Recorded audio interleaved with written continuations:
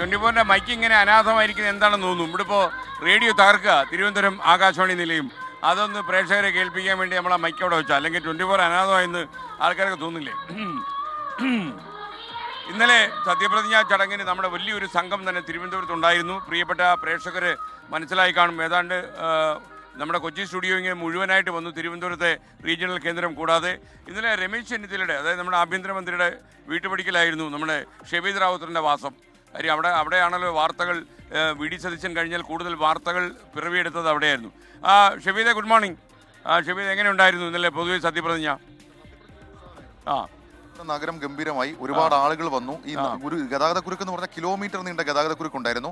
അതിനൊക്കെ അപ്പുറത്തേക്ക് കുറെ VIP-സിനെ നമ്മൾ ഇവിടേക്ക് സ്വീകരിച്ചു. ഞാനിത് എയർപോർട്ടാണ് സാർ ഇരുന്നത്. നമ്മൾ ഈ രേവന്ത് റെഡ്ഡി ഉൾപ്പെടെ മറ്റ് സംസ്ഥാനങ്ങളിലെ മുഖ്യമന്ത്രിമാർ, അതേപോലെ തന്നെ രാഹുൽ ഗാന്ധി, പ്രിയങ്ക ഗാന്ധി അടക്കം വന്ന് അങ്ങനെ ഒരു ആവേശം കാര്യമായിട്ടുണ്ടായിരുന്നു. പക്ഷെ സാർ എനിക്കതിനകത്ത് അതിനേക്കാളൊക്കെ എനിക്ക് ഇഷ്ടപ്പെട്ടു തമിഴ്നാട് മുഖ്യമന്ത്രി വന്നില്ല. ഇല്ല, സി ജോസഫ് വിജയ് വരുമെന്ന് പറഞ്ഞിരുന്നു. ജോസഫ് വിജയ് വന്നിരുന്നെങ്കിൽ ഇളകി മറിഞ്ഞേനെ തിരുവനന്തപുരം. സാർ ഈ ഏറ്റവും വലിയ കോമഡി എന്ന് പറഞ്ഞാൽ ഇന്ന് തിരുവനന്തപുരത്തെ പല ഹോട്ടലുകളും TV-ക്കാർ ബുക്ക് ചെയ്തിരുന്നു 3 ദിവസം മുൻപ്. പുള്ളി വരുമെന്ന് പറഞ്ഞിട്ട്, പക്ഷെ അവസാനം അതെല്ലാം ഫ്രീ ആയി.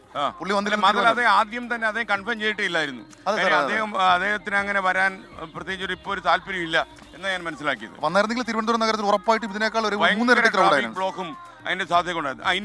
ഇനിയിപ്പം നമുക്ക് ആഭ്യന്തരമന്ത്രിയുടെ വീട്ടു പഠിക്കല്. സാർ, അതിനകത്ത് ഏറ്റവും വലിയ രസം എന്ന് പറഞ്ഞാൽ രാഷ്ട്രീയമായി നമ്മളുടെ കാഴ്ചകൾ മുഴുവൻ ചെന്നിത്തലയുടെ വീട്ടിലായിരുന്നു ഇത്തവണ. കാരണം എന്ന് പറഞ്ഞാൽ മുഖ്യമന്ത്രി ആര് എന്ന് അറിയുന്നതിന് മുൻപ് തന്നെ ചെന്നിത്തലയുടെ വീട്ടിൽ നമുക്കറിയാം നേതാക്കൾ എത്തുന്നു, പ്രവർത്തകരെത്തുന്നു. അതിനുശേഷം AICC മുഖ്യമന്ത്രി ആരാണെന്ന് പ്രഖ്യാപിച്ചതിന് ശേഷവും ഒരു 5 ദിവസം ചെന്നിത്തല നമ്മളിങ്ങനെ നോക്കിക്കൊണ്ടിരിക്കുകയാണ് ആ വീട്ടിൽ. കാരണം ആ പ്രഖ്യാപനം വന്നോടൻ പുള്ളി മാധ്യമങ്ങൾക്ക് ശ്രദ്ധ കൊടുക്കാതെ പുറയിലേക്കൂടെ ഇറങ്ങി പുള്ളി ചെന്നിത്തലയ്ക്ക് പോയി, പിന്നീട് ഗുരുവായൂരേക്കും പോയി. പക്ഷെ അതിനുശേഷം എന്താണ് പുള്ളിയുടെ മൂവ് എന്നറിയാൻ അങ്ങനെ ഒരു സാധനം. പിന്നെ അതിനപ്പുറത്തേക്ക് ആഭ്യന്തര വകുപ്പ് മന്ത്രി എന്ന രീതിയിൽ നമ്മൾ ഇന്നലത്തെ ഏറ്റവും പ്രധാനപ്പെട്ട കാഴ്ച, സംസ്ഥാന പോലീസ് മേധാവി വരുന്നു, ഇന്റലിജൻസ് ADG. അതിനിടയ്ക്ക് ഈ ഗുരുവായൂരിലേക്ക് പോകുന്ന വഴിക്ക് ഞങ്ങളൊന്ന് ഫോണിൽ സംസാരിച്ചായിരുന്നു.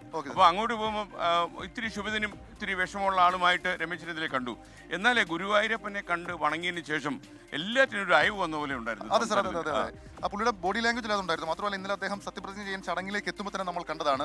നേരെ പോയി അദ്ദേഹം നേതാക്കളെയൊക്കെ കെട്ടിപ്പിടിക്കുന്നു. അതിനുശേഷം ഈ മുൻ മുഖ്യമന്ത്രി പിണറായി വിജയനെ അടക്കം അദ്ദേഹം കൈയൊക്കെ കൊടുത്ത് ഭയങ്കര ഹാപ്പി ആയിട്ടാണ് സത്യപ്രതിജ്ഞ ഇരുന്നത്. പക്ഷേ ഇതിന് ഇനി ഇക്കാര്യത്തിലുള്ള സാർ പുള്ളി ആഭ്യന്തര വകുപ്പ് മന്ത്രിയായിട്ട് 2ാമത്തെ പ്രാവശ്യം എത്തുന്നു. ഇനി പോലീസ് നയത്തിലടക്കം മാറ്റം എങ്ങനെ കൊണ്ടുവരും, മാത്രമല്ല ഒരു പ്രധാനപ്പെട്ട വകുപ്പ് കൂടിയാണ് എന്നൊരു ശ്രദ്ധ കൂടി ഉണ്ട് സാർ. വിജിലൻസിന്റെ വകുപ്പുണ്ടല്ലോ.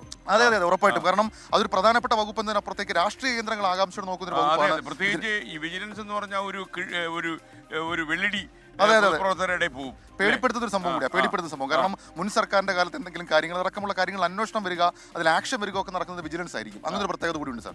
ഓക്കെ. അപ്പോൾ പൊതുവെ കുറെ മണിക്കൂറുകൾ RCയുടെ വീട്ടിന് മുന്നിൽ കഴിഞ്ഞു. ഏതാണ് പൂർണ്ണമായിട്ട് 6 ദിവസം പൂർണ്ണമായിട്ട് രാവിലെ പോയാൽ രാത്രി വരുന്ന രീതിയിലായിരുന്നു. പുള്ളിയുടെ വീടായിരുന്നു നമ്മൾ പ്രധാനമായും ഫോക്കസ് ചെയ്തതിനൊക്കെ അപ്പുറത്തേക്ക് പുള്ളിയുടെ നീക്കങ്ങൾ അത് നമ്മൾ ഏതെങ്കിലും തരത്തിലൊരു മിസ് വരാതെ കൃത്യമായി പ്രേക്ഷകരിലേക്ക് എത്തിച്ചിട്ടുണ്ട്. ഓക്കെ, നന്നായി. എനിക്ക് തോന്നുന്നത് രമേശ് ചെന്നിത്തല കൂടുതൽ മണിക്കൂർ അതേ വീട്ടിന്റെ ഉള്ളിലായിരുന്നു പല കാരണങ്ങളാൽ. പുള്ളി വീടിനകത്ത് ഇരിക്കുമ്പോൾ സാർ ഓരോ നേതാക്കളും ഇങ്ങനെ 2 ദിവസമായി മാറി വരികയായിരുന്നു. അൻവർ സാദത്ത്, ജ്യോതികുമാർ ചാമക്കാല, IC ബാലകൃഷ്ണനൊക്കെ സ്ഥിരമായി ആ വീട്ടിലുണ്ടായിരുന്നു. പക്ഷേ കൂടുതൽ പുതിയ ആളുകൾ വരുന്നു. ഇപ്പൊ M. വിൻസെന്റ് ഒക്കെ അവസാനം ഇന്നലെ ഘട്ടത്തിൽ പുള്ളിയോട് വന്ന് സംസാരിച്ചു. സാർ, ആ വീടിന്റെ തൊട്ട് മുകളിൽ AK ആന്റണിയുടെ വീട് കൂടി ഉണ്ട്. അതായത് ഒരു 400 മീറ്റർ മാത്രമാണ്. അപ്പൊ നമ്മൾ അതെ സാർ, അവിടെ തന്നെ നമ്മൾ ഈ പറയുന്ന ഞാൻ ഈ വാർത്ത റിപ്പോർട്ട് ചെയ്തിട്ട് വെള്ളം കുടിക്കാൻ വേണ്ടി മുകളിലേക്ക് കയറിയപ്പോഴാണ് ഈ T. സിദ്ദീഖ് വളരെ നിർണായകമായി പുള്ളിയെ നമ്മുടെ ശ്രദ്ധയിൽപ്പെടുന്നു. നമ്മൾ നോക്കുമ്പോൾ പുള്ളി നേരെ AK ആന്റണിയുടെ വീട്ടിലേക്ക് പോകുന്നു. പിന്നെ 1 മണിക്കൂർ കഴിയുമ്പോൾ പുള്ളി മന്ത്രിയാണ് എന്റെ ലാസ്റ്റ് മിനിറ്റ് എൻട്രി ഉറപ്പായിട്ട് സാർ. ഹൈക്കമാൻഡിൽ പുള്ളി വിളിച്ചു നേരത്തിലേക്ക് പുള്ളിയുടെ അടുത്തുള്ള ആളുകൾ തന്നെ നമ്മളോട് സമ്മതിച്ചിട്ടുണ്ട്. അങ്ങനെ T. സിദ്ദീഖിന് നറുക്ക് വീണത് ആ ഒരു ലാസ്റ്റ് മൊമെന്റ് പുള്ളി നടത്തിയ ഒരു നീക്കമാണ്.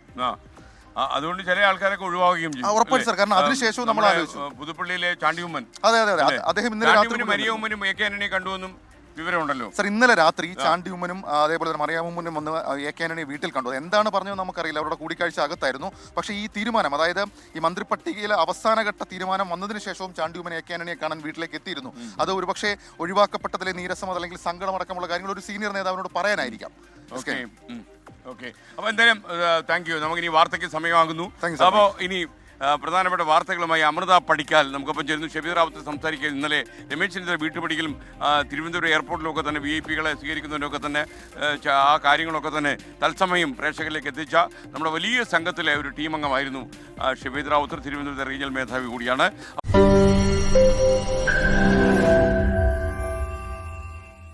ലോകത്തെവിടെയായാലും ഏത് സമയത്തും 24 വാർത്തകളും ഓഗ്മെന്റഡ് റിയാലിറ്റി പാക്കേജുകളും എക്സ്പ്ലെയിനറുകളും വിശദമായി കാണാൻ ഞങ്ങളുടെ YouTube ചാനൽ നിങ്ങൾക്ക് സബ്സ്ക്രൈബ് ചെയ്യാം.